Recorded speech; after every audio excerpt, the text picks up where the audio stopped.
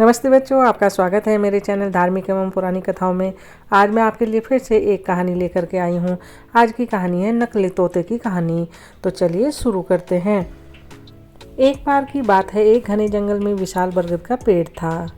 उस पेड़ पर बहुत सारे तोते रहा करते थे। वे सभी हमेशा इधर उधर की बात करते रहते थे। उन्हीं में से एक का नाम मिट्ठू था। वह बहुत कम बोलता था और शांत रहना पसंद करता था। सब उसकी इस आदत का मजाक उड़ाते थे, लेकिन वह कभी भी किसी की बात का बुरा नहीं मानता था। एक दिन दो तोते आपस में बात कर रहे थे। पहला तोता बोला, मुझे एक बार बहुत अच्छा आम मिला था। मैंने पूरे दिन उस आम को बड़े चाव से खाया। इस पर दूसरे तोते ने जवाब दिया, मुझे भी एक दिन आम का फल मिला था। मैंने भी उसे बड़े चाव से खाया था। वहीं मिट्ठू तोता चुपचाप बैठा था। तब तोतों के मुखिया ने उससे देखते हुए कहा, अरे हम तोतों का तो काम ही होता है बात करना, तुम क्यों चुप रहते हो? मुखिया ने आगे कहा, तुम तो मुझे असली तोते लगते ही नहीं, तुम नकली तोते हो। इस पर सभी तोते उसे नकली तोता कहकर बुलाने लगे, लेकिन मिट्ठू तोता फिर भी चुप था। यह सब चलता रहा। फिर एक दिन रात में मुखिया की बीवी का हार चोरी हो गया। मुखिया की बीवी रोती हुई आई और उसने पूरी बात बताई। मुखिया की बीवी ने कहा, किसी ने मेरा हार चोरी कर लिया है और वो हमारे ही झुंड में से एक है। यह सुनकर मुखिया ने तुरंत सभा बुलाई। सभी तोते तुरंत सभा के लिए इकट्ठे हो गए। मुखिया ने कहा, मेरी बीवी का हार चोरी हो गया है और मेरी बीवी ने उस चोर को भागते हुए देखा है। वह चोर आप लोगों में से ही कोई एक है। यह सुनकर सभी हैरान हो गए। मुखिया ने फिर आगे कहा कि उसने अपने मुंह को कपड़े से ढककर रखा हुआ था, लेकिन उसकी चोंच बाहर दिख रही थी।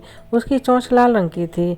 अब पूरे झुंड की निगाह मिट्ठू तोते की ओर हीरू नाम के एक दूसरे तोते पर थी, क्योंकि झुंड में केवल उन्हीं दोनों तोतों की चोंच लाल थी। यह सुनकर सभी मुखिया से चोर का पता लगाने के लिए बोलने लगे, लेकिन मुखिया ने सोचा कि ये दोनों मेरे अपने हैं, मैं कैसे इनसे पूछ सकता हूँ कि तुम चोर हो या क्या। इसलिए मुखिया ने एक कौवे से इसका पता लगाने के लिए मदद ली। असली चोर का पता लगाने के लिए कौवे को बुलाया गया। कौवे ने लाल चोंच वाले हीरू और मिट्ठू तोते को सामने बुलाया। कौवे ने दोनों तोतों से पूछा कि तुम दोनों चोरी के समय कहाँ थे। इस पर हीरू तोता जोर जोर से बोलने लगा, मैं उस दिन बहुत थक गया था, इसलिए खाना खाकर मैं जल्दी से सोने चला गया था। वहीं मिट्ठू तोते ने बहुत धीमी आवाज़ में जवाब दिया। उसने कहा, मैं उस रात सो रहा था।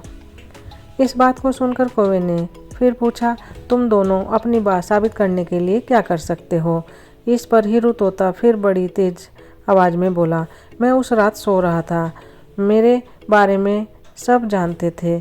ये चोरी मिट्ठू ने ही की होगी, इसलिए वह इतना शांत होकर खड़ा है। मिट्ठू तोता चुपचाप खड़ा हुआ था। सभा में मौजूद सभी तोते चुपचाप यह सब देख रहे थे। मिट्ठू तोता फिर धीमी आवाज़ में बोला, मैंने ये चोरी नहीं की है। इस बात को सुनकर कौवा मुस्कुराकर बोला कि चोर का पता लग गया है। मुखिया के साथ साथ सब लोग हैरानी से कौवे की ओर देखने लगे। कौवे ने बताया कि चोरी हीरू तोते ने की है। इस पर मुखिया ने पूछा, आप यह कैसे कह सकते हो? कौवे ने मुस्कुराकर कहा, हीरू तोता जोर जोर से बोलकर अपने झूठ को सच साबित करने में लगा था, जबकि मिट्ठू तोता जानता है कि वह सच बोल रहा है, इसलिए वो अपनी बात आराम से कह रहा था। कौवे ने आगे कहा, वैसे भी हीरू तोता बहुत बोलता है, उसकी बात पर भरोसा नहीं किया जा सकता। इसके बाद हीरू ने अपना जुर्म कबूल कर लिया और सभी से माफ़ी मांगी। यह सुनकर सभी तोते हीरू तोते को कड़ी सज़ा देने की बात कहने लगे, लेकिन मिट्ठू तोते ने कहा, मुखिया जी, हीरू तोते ने अपनी गलती मान ली है, उसने सबके सामने माफ़ी मांग ली है, उससे पहली बार यह गलती हुई है, इसलिए उसे माफ़ किया जा सकता है। यह बात सुनने के बाद मुखिया ने हीरू तोते को माफ़ कर दिया। बच्चों, ये कहानी यहीं समाप्त हुई। इस कहानी से हमें सीख मिलती है, कभी कभी ज़्यादा बोलकर हम अपनी अहमियत खो देते हैं, इसलिए ज़रूरत के समय ही बोलना चाहिए। बच्चों, अगर आपको कहानी अच्छी लगी तो मेरे चैनल को लाइक, शेयर और सब्सक्राइब ज़रूर करें और बेल आइकन को भी ज़रूर दबाएं, जिससे आने वाली वीडियो आपको मिलती रहे। मेरी पूरी कहानी सुनने के लिए बहुत बहुत धन्यवाद।